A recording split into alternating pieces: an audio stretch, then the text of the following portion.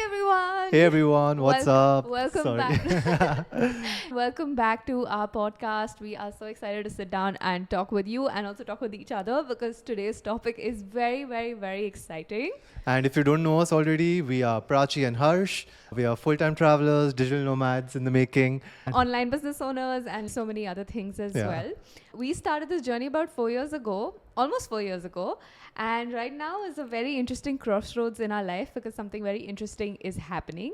By the time you watch this video or listen to this podcast, it'll already have happened. Harsh, what is it that I'm talking about? Oh, so we're doing something super cool. We have decided to let go of our rental apartment here in Mumbai and go full on into being a digital nomad. And this is going to be super exciting. I don't know how to sum it up, but how do you think we even came to this point? Like, where do you think it all started? I don't know because it sort of feels like a gradual process. Like it's always been in the back of our mind, but we never did it, or like we didn't know how to go about doing it.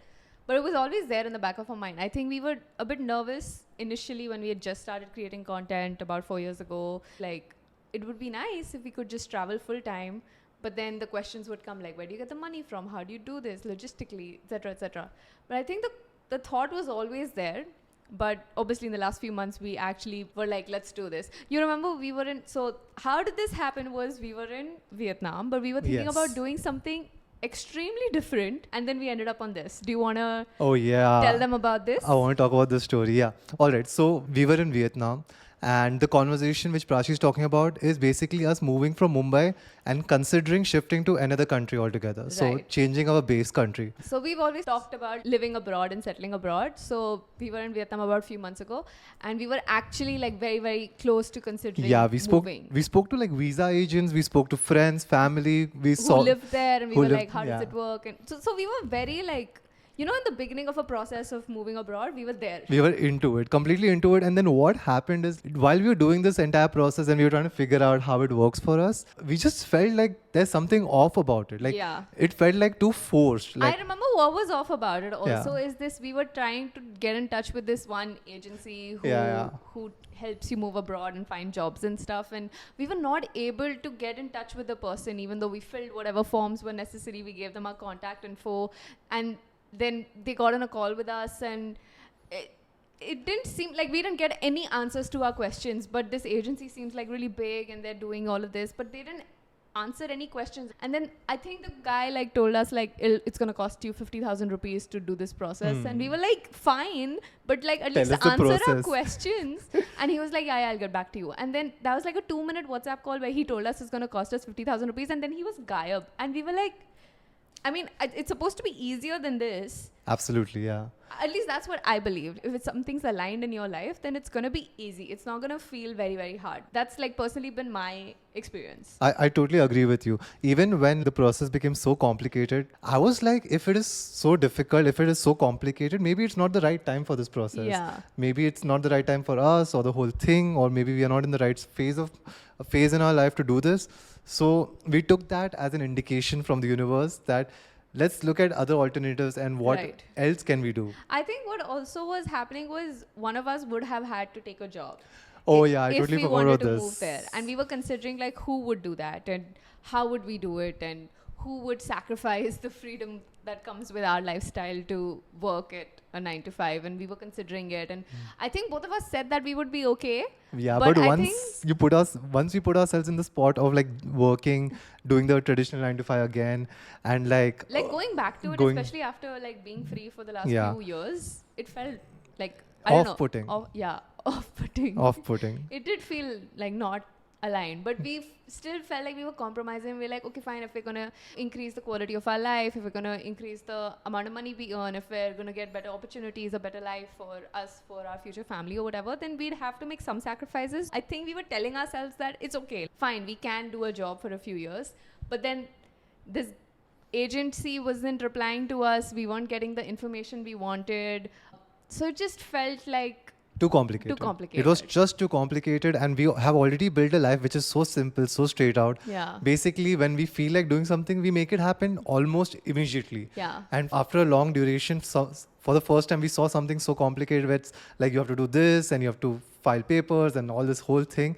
And we're like, There's still time for this. Let's just explore a bit more. Yeah. What up? So we went from considering moving to another country, like immigrating somewhere else, to let's just not go back home and let's just keep traveling within like 24 hours. I remember we were in that tiny Airbnb in Vietnam and we were on the Yes. bed, and one night we were discussing let's move to this country, and then next day we were like, wait, what if we just not? And then what if we just travel? So it was a very random thought. And when we made it, I think it felt easy. Yeah. I think that's what made us feel like we can go ahead with it. Is like how the previous decision of trying to move to this other country felt so hard. Everything was so hard. But this one felt easier. It felt doable. It felt like we can do this. Yeah, it felt so simple. And initially we had this fear. I think it was always there. Can we do it? But I feel once we started speaking and once we spoke about our dreams and like where we are, and we also felt so much more confident about the way we are shaping ourselves and that we can face challenges financially, life-wise, food-wise, whatever it is, we will make it work out. And I think all those years of experience, all those conversations we had, those deep talks came together on that bed in Vietnam when we were having that deep convo. And yeah, then we just went, screw all this. Let's not get into all this complicated stuff. We are still young. We are still figuring life out. Why not experiment a bit more? And now that we are here on the periphery of figuring out how it works, why not go all in and make it work for ourselves? And I think that's where we just went like, let's just do it. So, okay, let me ask you, did it feel like it was the right time? Is there anything like the right time? Like, why did we decide to do it now and not like a few years ago? I think there's something at the right time. And I don't think it is external really. I feel it's the right time internally. I'm not talking about money per se. I'm not talking about the economy or anything like that. I'm talking about who we have become as individuals right now. Like as I just said earlier, that we have just shaped up to be those people who will sit and figure out solutions to problems. But before we were still growing up and we would get carried away with the problems. And now when you ask us, okay, like we sat the other day, not the other day, like a few months back when we were in Cape Town first, and we were trying to figure out how do we make something completely digitally because we are here for a longer duration. We brainstormed an entire online product and made it live while we were there. So the fact that we were able to push ourselves in a new country and figure it out ourselves and so many other things, we were resilient, we were working through the day, we were patient, still at the same time having our relationship intact. So all these things together, yeah. So I think I'm just going to keep going on. But my point being is that I feel we needed to be ready as individuals to make this change happen. So yes, there needed to be the right time for us. Okay, so I want to ask you, now that we're starting this new journey, which is that one place or which are these few places that you're excited to really visit? I think the thing is that I'm very satisfied with all the travels we've done in the last few years. I'm so happy with it. I'm so satisfied with it that there's nothing in my mind like, oh, I need to do this also, I need to do that also. I feel happy enough with all the experiences we've had. So with this year of us traveling full time, 2025, what I'm most excited about is just, and this may sound boring to people, but what I'm most excited about is just having a routine in different places and like just living like a local in different places. So I don't know if it's a one place that I want to go and explore or like one thing I want to do. There's nothing like that. Like I've done everything on my bucket list. So there is nothing else left for me to do. I've had to build a whole new bucket list for me and I still haven't gotten to it. So now I'm just very happy. I just want to like live like a local. I just want to work on our little projects. I want to create content. I want to like go to the gym. I want to eat healthy food. I want to, go on walks near the river of this new city we're in. And like that way I want to explore the place. But I'm not too crazy about, okay, let's do a road trip across 7 states. And like, I don't know. What about you? No, I totally get you. The whole part about living like a local is that's been exciting me as well. Every time I've been speaking to anyone about this whole shift, I talk about the slow travel angle. I don't tell them that I am really excited about the place, but I am excited to experience the place if we were to be living there and how a local goes through it. So our plan, we didn't touch upon this before, but our plan is to just take it one day at a time and 1 month at a time. So we haven't planned out the whole year. We don't know where we're going to go. All we know is the first place we're going to go, which is going to be Kuala Lumpur. And we're going to be there for a month. And that's it. That's all we know. We don't know what we're going to do in Feb, what we're going to do in March, where we're going to be in October. We have literally no idea. We're just going to take it one day at a time. Yeah, and that's what makes it so exciting, Yeah. right? I know for some people it might be like hard, like how you're not gonna have a home and isn't that gonna feel weird? But I think for us it's so exciting. It is super Isn't it? exciting. It is super exciting. Also, like I've always been a fan of minimal living and like just having fewer things. So does it scare you at all that we're leaving this house and we're selling everything we own and we won't have a home and we're downsizing to such a great extent that we will just have 2 suitcases? Does it scare you at all? Doesn't scare me. I'm just super excited to see how we figure out this new chapter in our life, because this rental apartment itself was a new chapter. And touchwood, super grateful. It's given us so much growth, so much opportunity, so much wiseness. And by letting go of this one and just figuring it out on the road, we're just going to grow so much more. As I said, the smile just won't go from my face because I'm just like, oh, I can't wait. So, okay, let's talk about Mumbai, right? Like, we've lived our whole lives here. At least I have. You spent some time in Dubai and you came back. But Mumbai has been home for as long as we know. How does it feel to leave the city where you grew up? So, for anyone who doesn't know, I was born in Mumbai, brought up in Dubai. Then I came back for experiencing the life in Mumbai because my mom and dad spoke a lot about it. And then I met Prachi, and yeah, life has been amazing. But my thoughts about it, firstly, I have always been like the Mumbai Meri Jaan wala guy. I have written blog posts He about had a it. blog that was called Mumbai Meri Chan. Mumbai Meri Jaan. I don't know, it might be there on the internet still. Yeah.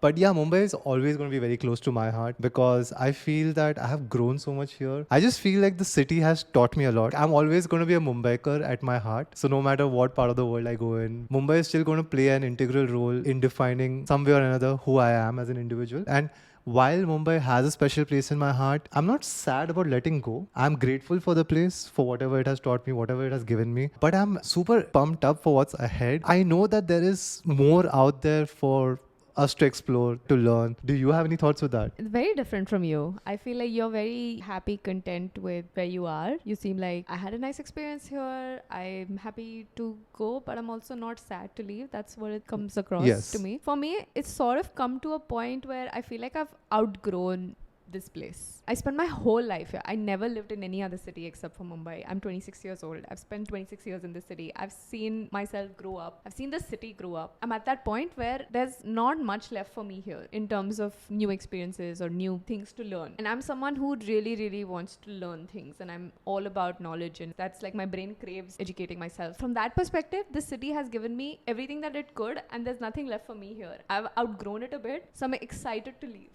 But then there's also this other perspective that sort of made me want to leave the city, which is just realizing that when we get to travel and we get to live in these islands and the water is clear and you can see the blue sky and the clouds and it's not that polluted. I'm very sensitive, like I have lots of allergies, so every time I come back to Mumbai, I'm just constantly sneezing. I'm constantly I know it gets it's to very, you. very Yeah. bad for me. So whenever we're in clean places, I feel much healthier. But when I come back to Mumbai, I just feel very tired and lethargic. So from that perspective, also I feel like I can't live in this big city anymore. It's just too big, too crowded, too everything for me to live here anymore. I feel like I'm at a place where I really want some calmness and some slowed down energy, which Mumbai doesn't. Mumbai is super hustly. Either you like push yourself or you fall behind. There is no in between in Mumbai. So I feel like I've pushed myself too much. I'm at a point where I just need to calm down. I just need some slow living in my life. So I'm excited to leave. I love that.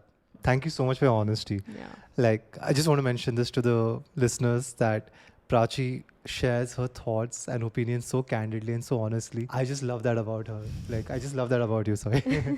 Okay. So, what would your suggestion or advice be for anyone who's looking to do something similar as us? Maybe they are in a different line of work. Maybe they want to try it differently, but they want to be a digital nomad, possibly. So, what would your advice be? How do they start? Wow.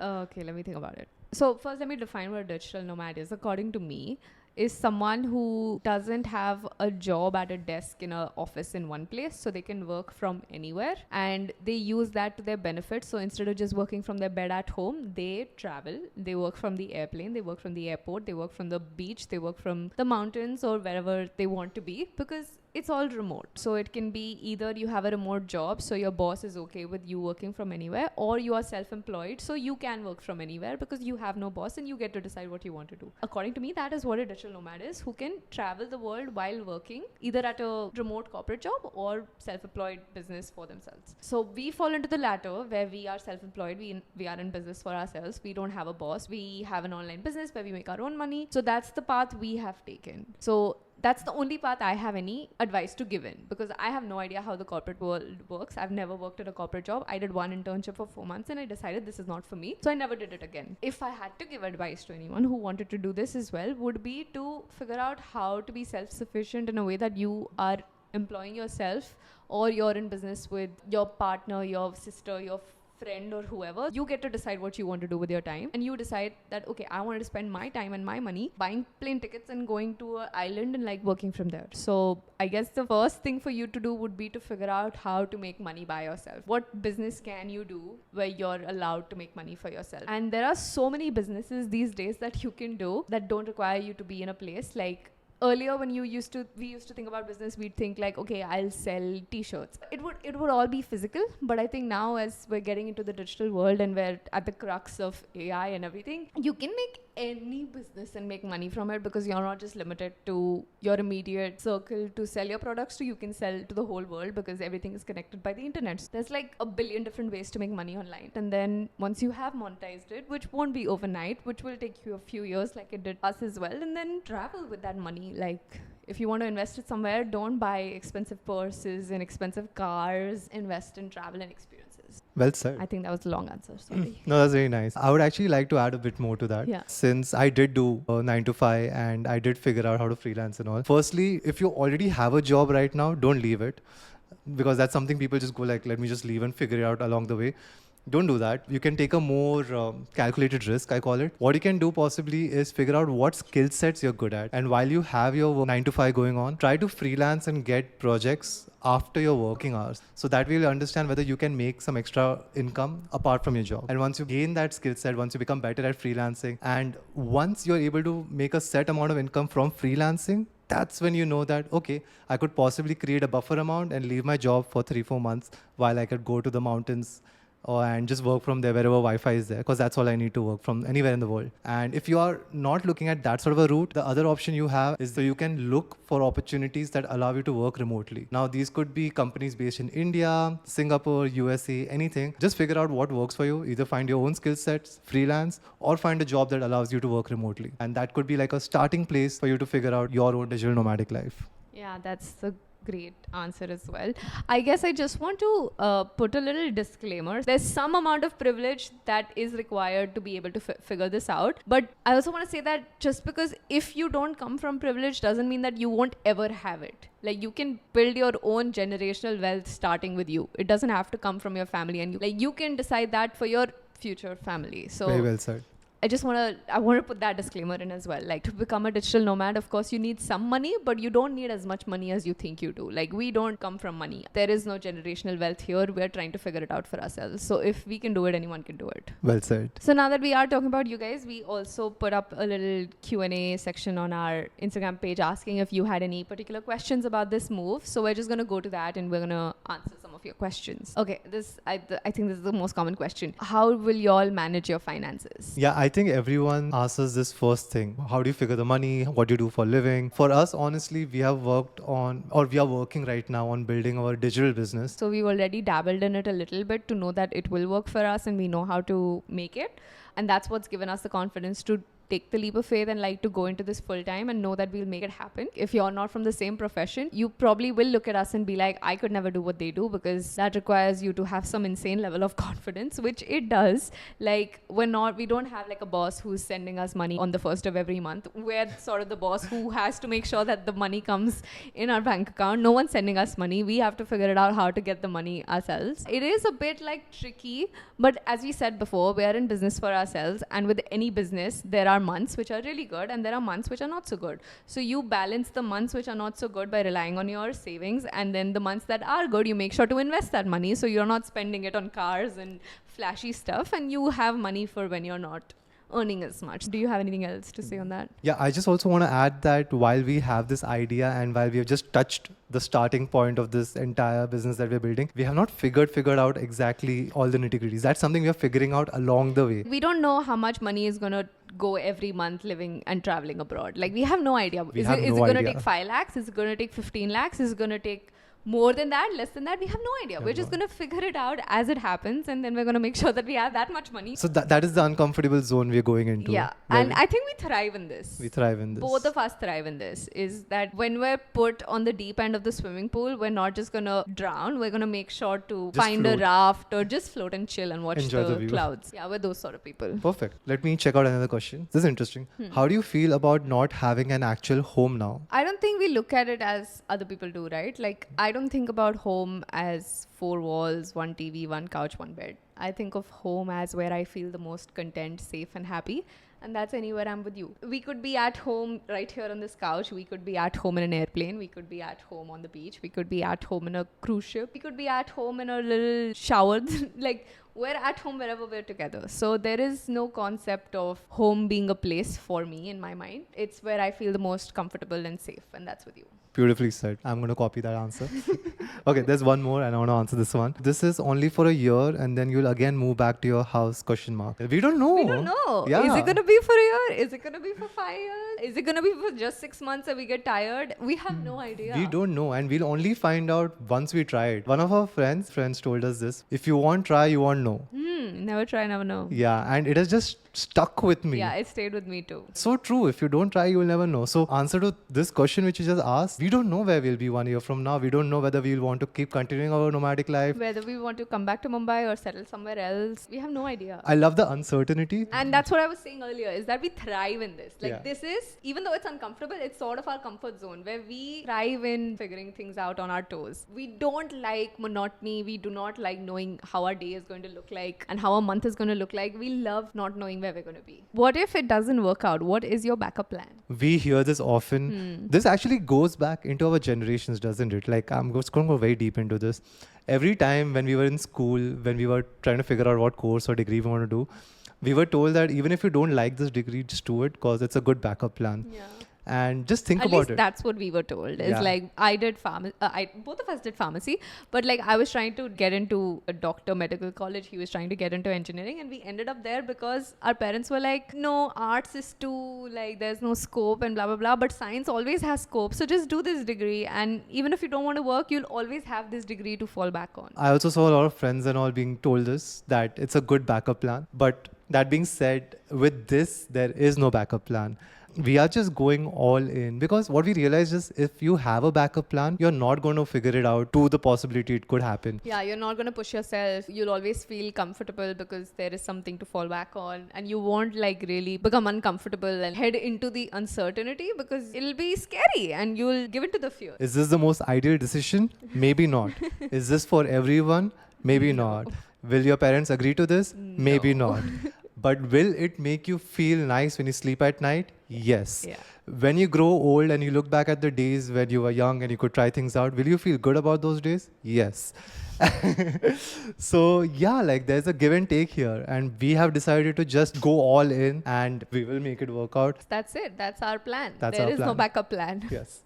Okay, next question. Why didn't you keep your stuff in storage for a while and see how it goes rather than selling everything? That's the thing, right? This apartment was sort of like storage for us for this year. Like, we spent 200 days out of India this year in 2024. Last year, we spent like 160 days out of India in 2023.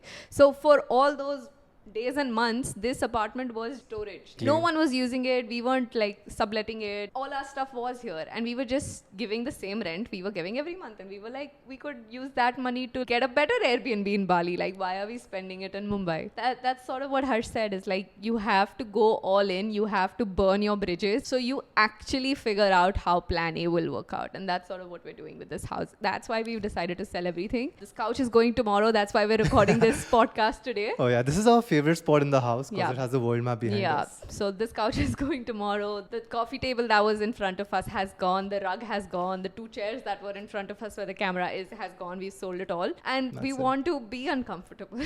Yeah, if you don't put yourself on the spot, if you don't stand on that stage with the mic with the audience in front of you, you will never know how you're going to feel. Ooh, I just have to ask this question. Okay. What you guys will do when you have kids? I think we sort of sound like broken records by this time, but the answer is we don't know. Nobody knows the answer to the future, so how are we expected to know the answers to the future? We don't know what we're going to do when we have kids, if we're going to have kids, if they're going to be tomorrow or like 3 years from now. Nobody knows. We don't know. So I guess even I'm going to sound like a broken record with the next few questions that come along. How are you planning your monthly expense in new countries? We don't know. You might feel like, are you guys sure you want to travel across the world? You don't seem to have a plan right now. But like, see, we know that we'll make it work out. Yeah. We are travelers. We are very well-trained travelers. We know how to live in any part of the world. We are Mumbaikars, so you put us in any corner of the world, we will figure it out. But we don't have a solid plan. We haven't decided what budget we're going to go by. I and think we're that's not, another thing is Yeah. like we don't follow budgets. we don't follow budgets. We aren't the budget people. Yeah. Budgets make us feel icky. Like we were only doing budget travel when we started because we didn't have money. Once we started having money, we stopped thinking about budgets because they don't really fit with us. We're not being in that mindset of like, no, we have to save, we have to have a budget, we can only spend this much money in a month, because that's sort of not where we are mentally. Like we know that we can like have money whenever we want. Like last night we were sleeping, we made 10,000 rupees because some of our digital products sold. While we were sleeping, we didn't even do anything active to make that 10,000 rupees. So that's just an example of like how money just sort of appears because we've made some systems, and that's just the beginning. We have so many ideas that we just need time and energy to explore, and that's what we're going to do is like we're going to slow travel and explore all of this. So that we don't have budgets, we don't have plans about money. CA hates us for it because he asks us every time how much are you spending in a month, and we're like, we have no idea. And he hates us for it, but at least we're investing our money also. We're not like spending on really expensive things. We're not always buying the most expensive flight ticket. Like we're still like looking at those things, but yeah, Yeah, we don't splurge. we don't So- splurge on material things. Yeah, when we say we don't have a budget, we don't mean that, oh, just go to the mall and buy everything in every country. We don't do that. We don't do that. We're far away from that. But Yeah. what we mean is we don't cut corners. Yeah, like if we want to have an experience, if we want to go to a nice restaurant for date night, if we want to do skydiving, if we want budget and be like, oh, we don't have the money for it, we will find the money for it. This is a mindset shift that happened for me. Is basically I used to think about this like money from an angle of keeping it more, saving it more, and things like that. And I understood that it's a limiting way of thinking. Yeah. What you want to think basically is, and this is something I read in a book, I forgot which book it was, but it was very well said that if you want to do something in life, or if you have a certain lifestyle you want to achieve in life, don't ask yourself on how to save money to achieve that. Rather, ask yourself of different ways you can earn more money to Yeah. get to the lifestyle. Yeah, exactly. And that I feel has been a personal breakthrough for me. Every time there's something like Prachi and I discuss and we go like, this would be nice to do, or like when we travel without a set budget, it'll be interesting to figure out. I just ask myself, okay, how much do we need to make this happen? All right, cool. The machine starts working. I think that's also where having a business and being in control of how much money comes in comes to play. Like if you have a job and you're working for a boss at a corporate, you can't just be like, hey boss, I am going on vacation next month. Can you transfer 50,000 extra? Please. Like you can't do that. But when you are in business for yourself, you can make 50,000 like this, because so your brain sort of works that way. It's like you get to decide how much money comes in. You know for sure that if you put in the hard work and the effort, then it will be equivalent to that. So the months that you're lazy and you're like, oh, now I don't want to do anything, that's going to reflect in how much money you make. At least in some businesses. In other businesses, you can set up automations and stuff where no matter how much effort you put, money is still rolling in. And that's sort of like our goal as well. It's like we want to get into passive income. We want to figure out how we can generate income passively so we don't have to actively work, because right now we still have to actively work to make money. Maybe this sounds not that relatable to you because you're working at a job, but we just want to let you know that all of this knowledge has come because we have put in the effort to learn about it. We have gone online and taken courses, and we have been on YouTube for hours and like just taken all the free information that we could and learned from people and friends, and those who know how to do it, we've actively been like, tell me more. And that's sort of how you grow as well. I totally agree with you. I could sense the energy you wanted to share, like everything out there. You have more to share, don't I you? have so much to share, but that's not the point of this podcast. Maybe next episode can be about this. Just take a moment, realize that where we are today, right now, talking about the digital nomadic life, didn't happen over a fortnight. It has been a work in progress. We have been broke college kids. That's when we met each other, and we have grown over time. We did jobs and like we made a smaller amount, and it's like we have figured it along the way. We should tell them like all the ways we devalued ourselves and the amount of money we used to charge and like to clients, because we thought we were only worth this much, so we would only charge this much, and how much work we had to do for this much money, and versus now how little work we have to do for this much money is because we changed our mindset about how to. Maybe next time we can talk about I think that's another podcast. That's We another should do this. podcast. There's so much to share there. Okay, let's move on to another question before I just make this podcast about that. Okay, next question is, in case you visit India again, where will you stay as you will be vacating your apartment? We'll keep traveling in India as well. Yeah, we'll go to Goa for a month, or Go to Dharamshala. we'll rent an Airbnb in Mumbai if we have to be in Mumbai. We're anyway spending on rent, so we'll spend that money on an Airbnb. How did you manao your parents? Or it translates to, how did you convince your parents? Firstly, I think that our parents are very chill. Yeah. Like, We didn't have touch to wood, convince they've been anyone. like- We just told them. We informed them. We informed them, yeah, and they were like, Yeah, that's they were amazing. like, they expected it. They were like, मुझे तो पता ही था. हाँ, आप तो निकलने वाले थे. The thing is, even the field of work we are in as content creators and as digital business owners, this entire thing has just come into being, and our parents have been like watching us grow into these careers. And like even for them initially, when we started becoming content creators, they were like, they were supportive, but they didn't know what exactly we're doing. Yeah. Now they know that. So now they've gained that confidence, I think, that okay, these guys will figure it out. Parents have been pretty chill, pretty supportive. Anything to add to that? Not really, but I do understand like where this question comes from, is because I think even as adults, you stop forgetting that you are adults and you still think like you're a kid and your parents get to dictate your life. But especially, this is very true with Indian people, at least, is like we are so into our traditional families and ways of living that we forget that adults get to make their own choices and get to make their mistakes and get to have failures without anyone else telling them what they should do. And the sooner you learn that, the more experiences you have, the more lessons you learn, the more you can grow in life. That's at least what I believe. If you get to decide what you want to do with your life rather than someone like a guardian, a parent, or someone telling you what you should do. So yeah, we just decided that we want to make sure that if something goes wrong in our life, we are responsible and we don't get to blame our parents. 100% responsibility is not everyone's cup of tea, but it is ours. I think that's it. Like if you're dependent on someone, if you're living in someone else's house, if they're paying for your things, even if it's a parent, they get to decide what you do with your life. But if you're not, then they don't get to decide what you're doing with your life. It makes sense. You just feel obliged. Like if you're living under the same roof, that you have to take permissions, that you have to only do something once they agree upon it. But once you're doing your own thing, once you make your own money, once you live in your own space. Once you're independent, then you get to decide what you want to do with your life. Yeah, and that comes when you decide to be independent. Yeah. And once you shape your life in that way. Yeah, like ending on that note about our parents, they're pretty chill, pretty supportive, and also very proud of us. We just met them the other night. They're and very proud. Like very proud. I'm They're very loud and proud. They're very cute. We Yeah. love them. Yeah. All right, another question. How do you plan a year ahead of travel? Is it all sponsored or do you spend on it too? No, this is not sponsored. This is one question that did come up. Somebody did DM us asking, how are you able to afford it? Is someone sponsoring you to travel for a year? And wouldn't that be the dream? That would be the dream, guys. That would be really nice. But No. yeah, 100% honest. No one is sponsoring us to do this. We are paying our own money to do this. Yeah, while it would have been amazing, I don't know if someone out there is doing it on a fully sponsored basis. I mean, I know there are some companies who'll run contests, because Sorel did that once. Like she Oh, got right. sponsored to travel for 4 months.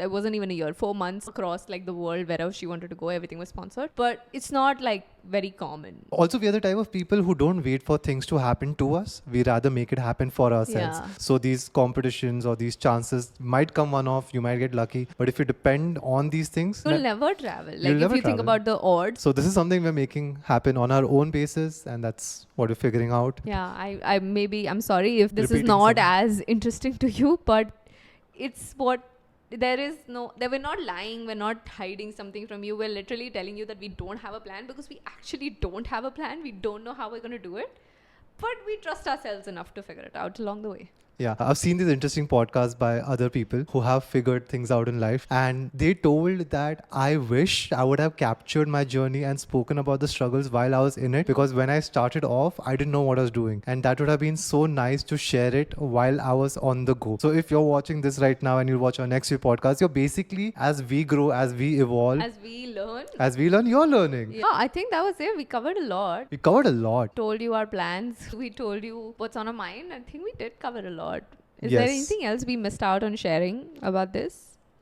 I think we touched upon so many cool things, and in case we missed out on anything you guys wanted to know, please let us know, and we will create a whole podcast around it. I think finance and money is something everyone keeps asking us about. Yeah, I think maybe next episode we can really talk about it and get into it and the mindset and all And of the that. mindset, it's more about the mindset, guys. Yeah. We're not going to give you like money saving tips. Yeah. We're going to tell you about how do you get into that zone to make more money. Yeah, I think that We are could be those our people. next Yeah, topic. that's Let it. us know if you want to hear about this in our DMs or in the comments or however you do on Spotify. I still haven't figured out Spotify yet, but yeah, thank you for tuning in for another episode. I hope it was fun for you as it was fun for us. I loved having this conversation. Yeah, me too. And this is going to be our last conversation in this house. Our but first rental apartment. our first apartment. And yeah, we just wanted to preserve this moment and this frame forever. And that's it, guys. Thank you for tuning in, and we'll see you next time. See you next. And my Guju spoke. See you next time. See you next time. Bye. Bye. Take care.